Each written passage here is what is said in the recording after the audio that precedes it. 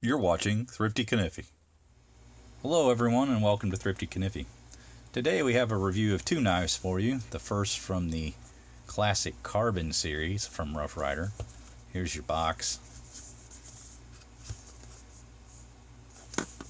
This model number is 1741. Let's jump right in. So what we have for you today is the Swayback Whittler in yellow composition. Has nickel silver shield, nickel silver bolsters, nickel silver pins. You have your slant R on the right and stripe on the left. Both are pinched. Reverse. The bolsters are plain. You can see the handles meet well to the bolsters on both sides.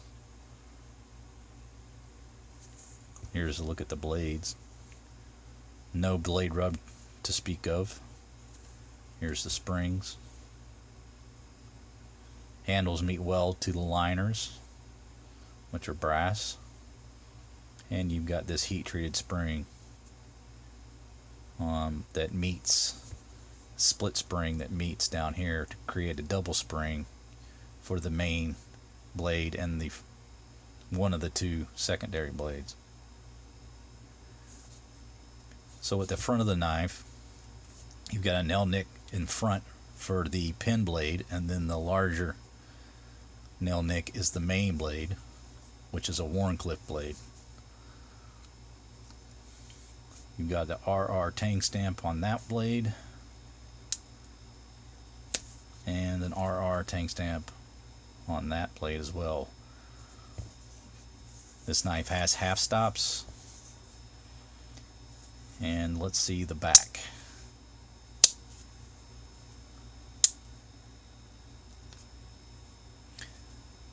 There's tang stamp on the second pin blade, which is absolutely identical to the first pin blade I showed you. The double action spring makes for a very hard pull on the Wharncliffe blade, which is nice. I'd give that about a 9 on the pull scale. Again, your tang stamp is RR, and on the reverse you've got the model number with China written on there. Now these are Carbon T10, so you won't have the 440 stainless written on there because these blades are carbon steel T10, which gives them a little bit more of a grayer appearance even though they are mirror finished. Wharncliffe blade makes for a really good slicing blade, and of course the pin blades are extremely useful for small tasks like opening boxes and so forth. So there is your first knife. Now let's take a look at the second knife. Alright, the second knife we're going to look at is from the classic Carbon 2 series, and it is the same pattern as the first. Now they've been calling this the Seahorse Whittler and been calling this the Swayback, or actually the other way around. I believe they called, well anyway, they just give them a different name even though they're the same pattern. So depending on what day of the week it is, Rough Ryder calls it something different. So let's take a look at these blades. Again, these are T10. This one's pretty oily. Let's see if I got something to clean that up. Okay, so you've got your Wharncliffe blade. Again, the same spring type situation going on here. Now, one little nice touch that this one adds is it has blue liners behind the scales. You can see the blue in there, which gives it a nice little touch. Handles meet well and mate well to the bolsters. And you've got this pewter colored shield, which is the 25th anniversary shield that Rough Ryder uses. And it's got rough on the one side, Ryder on the other, the double R in the middle, and then a 2.5 that goes down vertically, and then the 1994 date and the bottom date to mark the 25th anniversary of Rough Ryder. The back of the knife has the model number with China written on it, just as this first did. And the blades are the same. Now, this time I'll let you see both blades out at the same time to show you that these pen blades are identical. Again, we have half stops, just like the first. So basically everything about this knife is identical besides the handles and the use of these blue liners behind the scales. The reason I like this knife is the shape and size.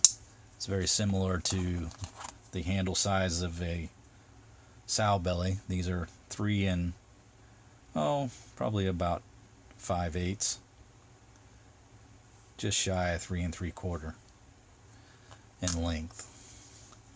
And the fact that this double spring is used with the Warncliffe blade, that gives you some confidence to use the knife, especially for cutting tasks.